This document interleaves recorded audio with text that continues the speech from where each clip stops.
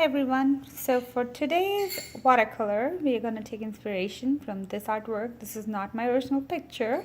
So I'm not going to use it in its entirety and copy it exactly. I'm just going to use it as inspiration because I kind of like the colors and how they blend in together. So as you can see, I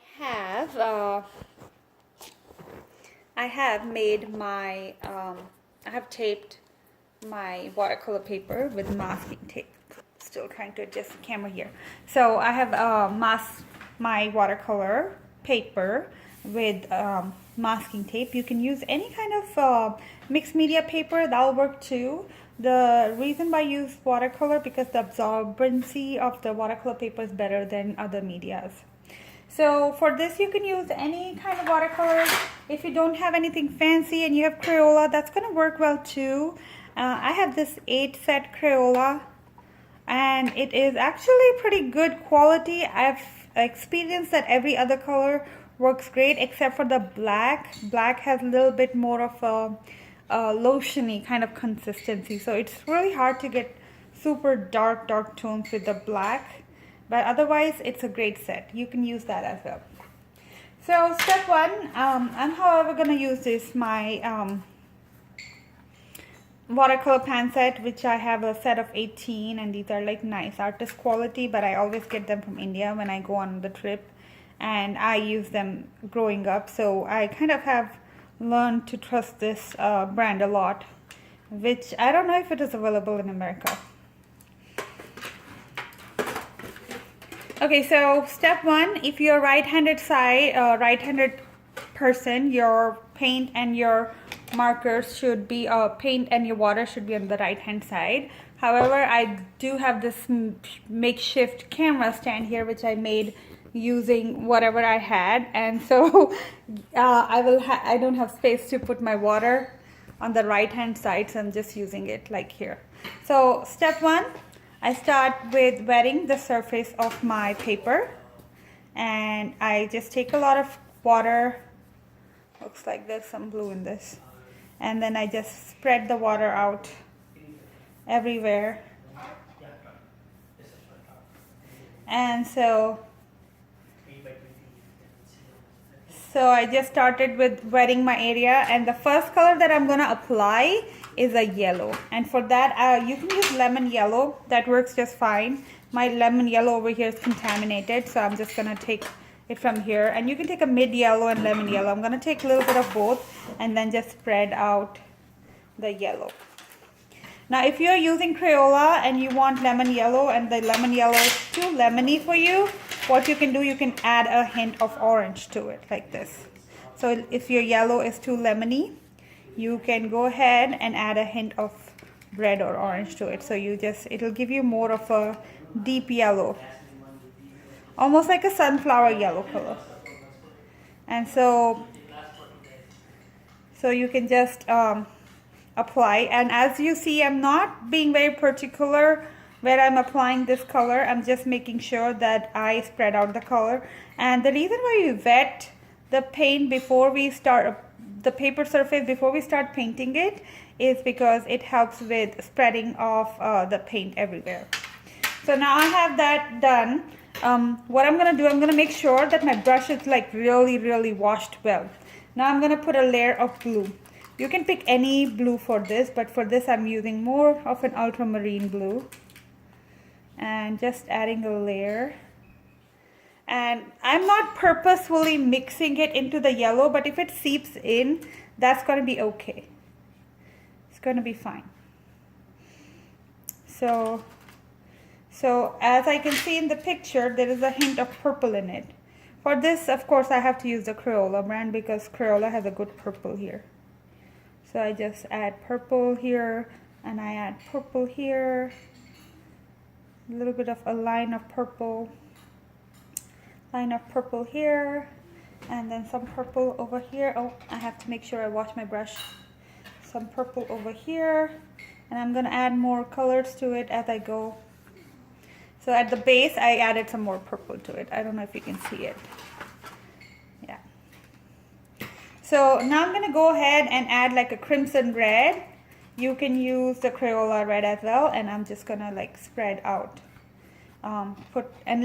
So the beauty of applying water before you start painting is that it's gonna automatically merge the colors and make pretty colors, and you don't have to do extra step of making the colors look vibrant.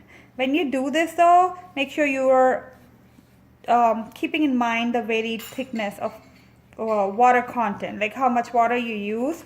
The colors are going to change. If you want them to be brighter, you can take less water. If you want them to be more pastel-y, then you need to take more water in them. So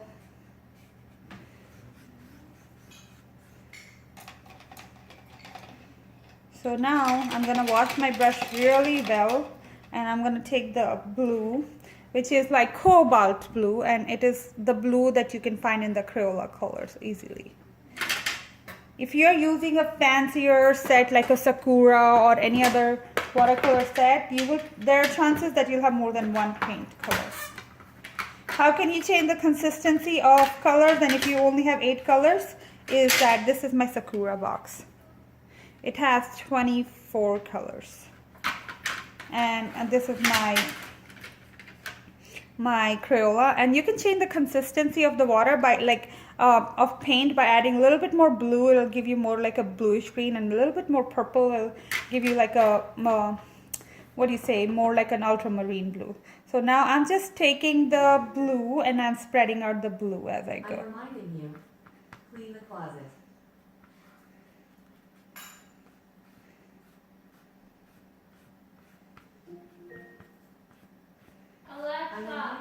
Alexa off. So as you can see, I'm spreading the blue, but I'm not rubbing it in completely. So I want a little bit more brightness of blue over here, so I'm going to add a little bit more purple and blue over here, and so I get that super bright tint. And then more purple over here. So I don't want you to worry too much about your artwork looking exactly like this. It is fine if your colors are a little different, because like all of us, our artworks are going to be unique. So what I'm going to do now, I'm going to hair dry this area. So I took around 30-40 seconds to use a hair dryer and dry my surface of the paper, and it's not really completely dry, but it's somewhat dry. And I have a lot of water deposit over here, which I don't want to touch, but what I'm going to do, I'm going to make it a little lighter. For that, all I need to do is just take my paper towel and dab the area a bit. Now that my area is somewhat dry, not completely, but somewhat dry, I can go ahead and add like a brighter yellow to the parts that I want to be more bright. Now would be a good time to add any yellows and oranges in the areas where there's blue, because it'll allow you to like add another layer. If I were to add this layer of yellow before, it would just like mix up into the rest of the paint and I wouldn't be able to see it. Now, if I made this into a mixed media artwork, I would really be able to bring out those, bright yellow clouds in it. But since we are only focusing on watercolor, we're just going to talk about it for now. So adding more orange here and there. You have to be kind of careful that when you add those lines here and there, they're not too stiff. So I'm adding another layer of orange in this, and I will have to use a slightly bigger brush for that. And so just giving more orange hint to match the sky, and then some purple at the bottom to match the sky. One thing that you have to remind yourself is to constantly wash your brush, because that's something which I am bad at. I kind of forget, and I go with the flow and kind of use the same brush, which gives my colors or murkiness. So next step is to create these background mountains that I can see. And they don't have to be big. So for this, what you're going to do, you're going to take very little water in your brush. And if I shake my brush, the water should not be dripping. So now I'm going to make some mountains give it an outline. Some pretend mountains. So as I can see, my paint isn't dark enough and you can barely see it. So what I'm gonna do for my Crayola purple, I'm gonna add a hint of blue and a hint of black.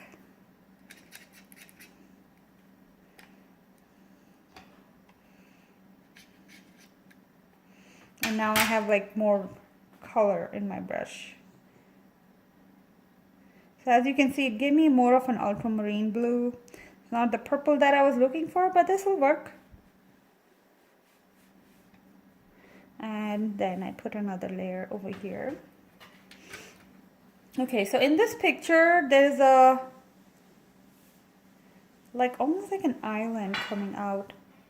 So now my brush is actually pretty thick with paint, like it has a lot of paint in it and very little water in it. So that's how I'm able to achieve this consistency.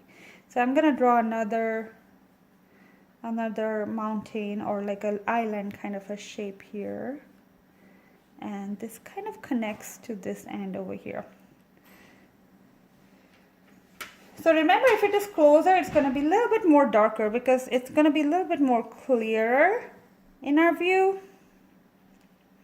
So I have this ready. Before I go there though, I need to add like a lighter blue right here. Like a layer of lighter blue. I hope it goes well. Too dark, too thick. My paint is too thick. Since my paint is too thick, what I'm going to do, I'm going to stretch it out over here because I need to layer one more layer. It's going to stretch it out. You could do that. You could stretch out the paint like I did.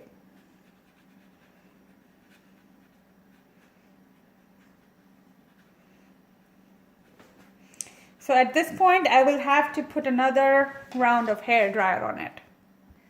So now our painting is at least 50% drier than what it was before. I am going to add more blue over here as I see that I missed a spot somehow. So add just a little bit more blue on this area to get that. And see how I don't like really worry about blending it too much. So now what I need is the darker area of the lake to make it look more realistic. So I'm adding a lot of black and I'm using my Crayola for that. And that's fine because I understand that you may not have the same brand of paint as I do. And so just adding some strokes here and there. And I don't know if you can see it, I'm not covering up the entire section entirely. Like I'm just covering up some areas and leaving some background. So some random marks I'm making on my land surface of my picture. So mixing up with, so now I have this weird gray blue, and so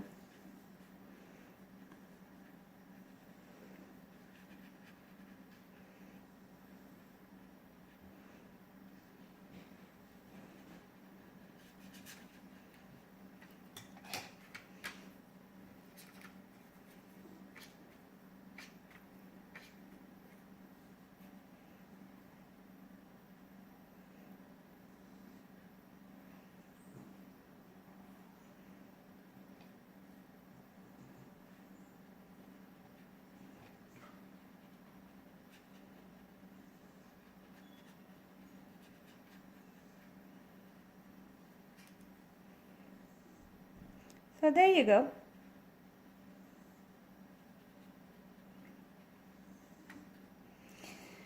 So I know this is like a blue, but that kind of looks nice. If it was too black, it would lose its like watercolor charm. However, there is one part that we're going to make black and I'll show you in a bit. So now that we are done focusing on this side, and as you can see, I've left some spots of blue showing through on the land part to give it more of a natural feel. And I'm gonna make a small island on this side, and just don't worry about the shape too much. Just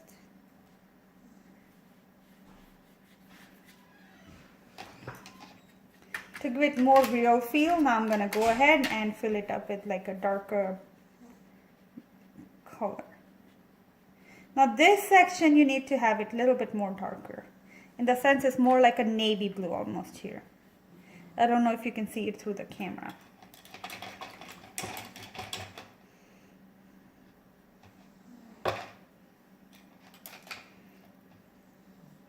Okay, now comes the second stage.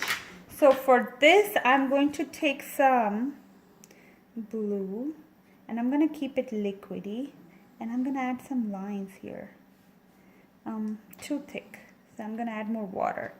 So it's like barely any paint, just mostly water, and kind of give water a shape.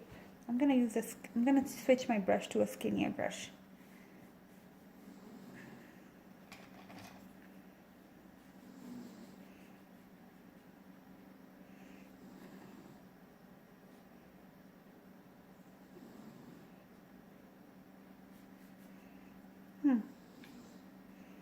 Maybe a darker blue would be better.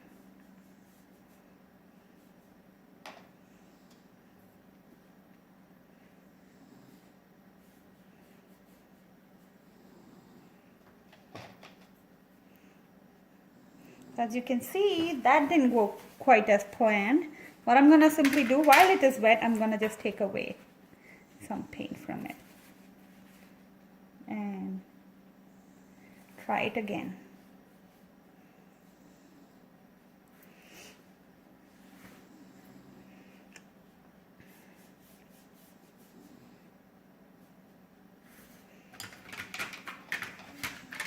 I think I need some purple here. That should help. Because purple is more like a in between pink and blue, so that should probably help better. Giving that water feel.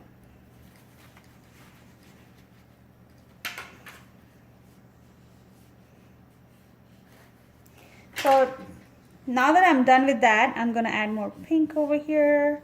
As you can see, I'm running into some issues. Too dark. Too dark.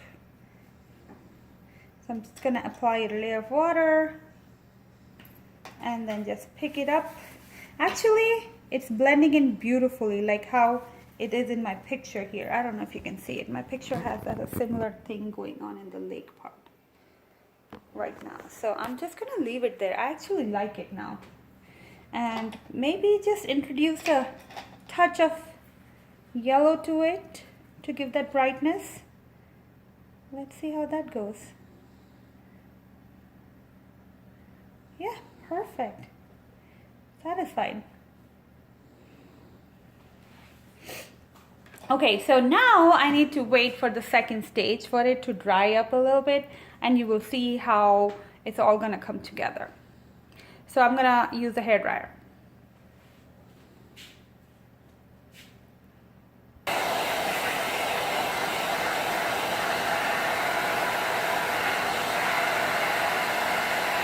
Let that water flow naturally like water does. And that's the thing about watercolor.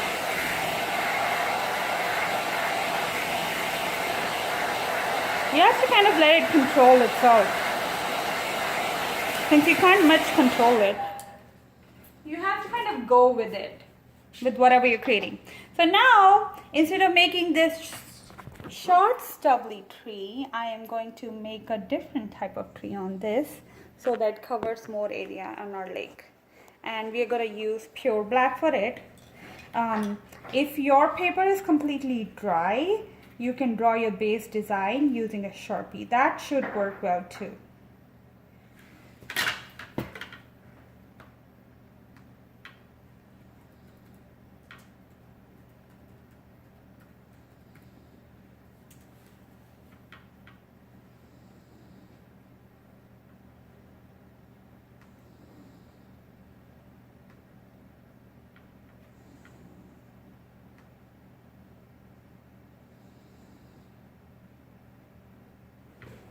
So I will start my tree from here.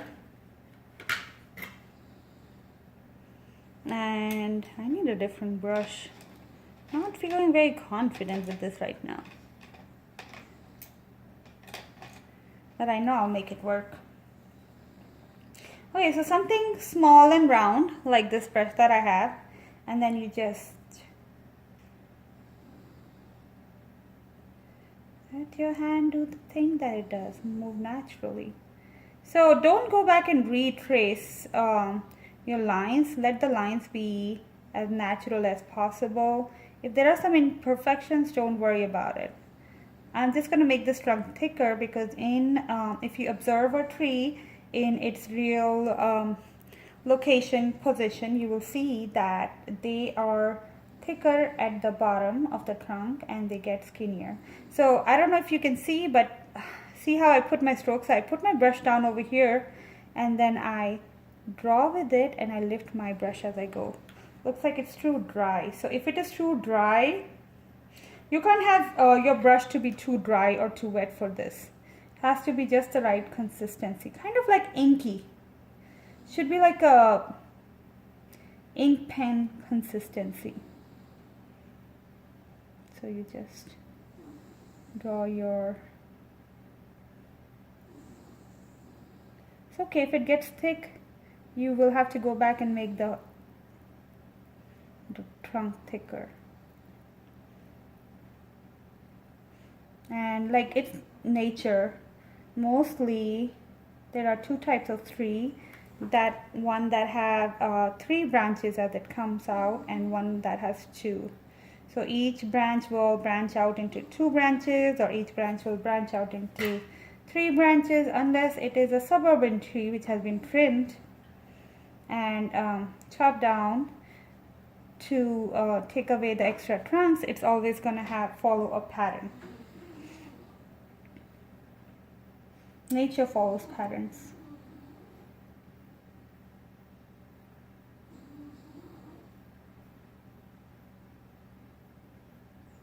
So yeah, I'm gonna pause it and finish this tree. And if you are not comfortable with a brush, you can always use a Sharpie to fill in the lines. Okay, not the best tree in the universe, but I think this works. I don't know why. I know this is too tacky, but I have this desire to put some birds in the background. So how do you make birds? You just use the same black paint and make silhouettes of birds. I just want to make like a whole tiny group of birds just flying. And I feel like I'm done. And I'm gonna take off the when it is safe. Make sure when you take out this tape, it is not too wet. Your painting is if it is a little bit wet, it will work. But if it is like dripping paint, then it will not work. It will get in the white area. So I see like mine is safe to remove. So I'm just gonna remove. And here you go. This is my artwork.